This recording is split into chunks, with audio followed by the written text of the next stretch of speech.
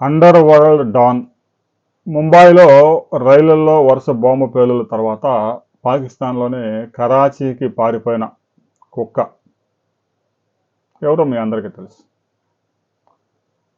వాడు మరలా భారతదేశంలో వరుస బాంబు పేలుళ్ళు సాధ్యం కాకపోతే విఐపీలని హతమార్చేందుకు షార్ప్ షూటర్లని హైర్ చేసుకుంటూ ఉన్నారు, అంటే నియమించుకుంటూ ఉన్నారు.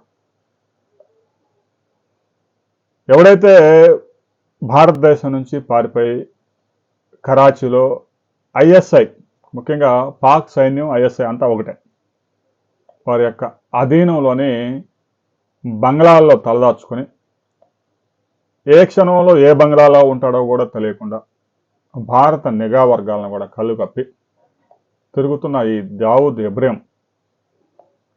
వాడి ఫోటో ఎప్పుడో 1993లో రిలీజ్ అయిన ఫోటో తప్ప ఇప్పటికే తాజాగా వాడి ఫోటోల్లో, ఎందుకంటే వృద్ధాప్యం వచ్చేసిందట. ఎందుకంటే 35 సంవత్సరాల కిందటే ముంబై మొత్తాన్ని గజగజలాడించి 300 మంది ప్రాణాలు బలి తీసుకొని పాకిస్తాన్ పారిపోయాడు. అక్కడి నుంచే నేరస్తులతోనే నేరాలు చేపిస్తూ ఉన్నాడు. తాజాగా వాడి అనుచరుడు మున్నాతో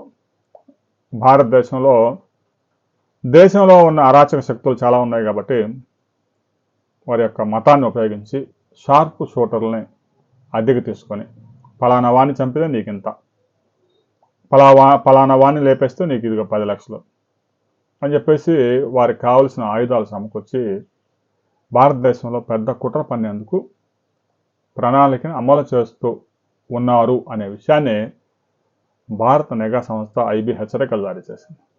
స్పష్టమైన ఆదేశాలు నిఘా వర్గాలకు అందాయి.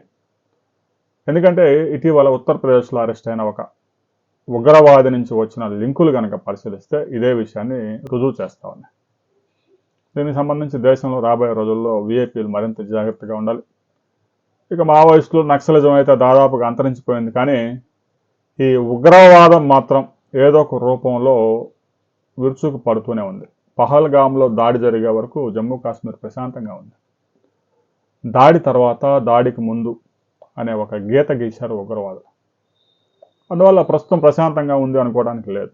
ఏ క్షణంలోనైనా ఉగ్రమోకలు దేశంలో ఉన్న ఉగ్ర అనుకూల ముఠాలను ఉపయోగించుకొని పేలుళ్లకు పాల్పడే అవకాశం ఉంది. ముఖ్యంగా విఐపీలు జాగ్రత్తగా ఉండాలి. ఇక జనసమూహం ఎక్కువగా ఉండే ప్రాంతాల్లో ఇప్పటికే నిఘా సంస్థల హెచ్చరికలతో భద్రతను కట్టుదిట్టం చేశారు, తనిఖీలు చేస్తూ ఉన్నారు. రాబోయే రోజుల్లో ఈ ఉగ్రముఠ ఎలాంటి ఉగ్రవాదాలకు పాల్పడబోతా ఉంది అనేది తేలిపోయింది. నిఘా వర్గాల సమాచారం మేరకు పోలీసులు అన్ని ప్రాంతాల్లో అలర్ట్ అయ్యారు. దీనికి సంబంధించి మీరు కూడా మీ కామెంట్ చేయండి.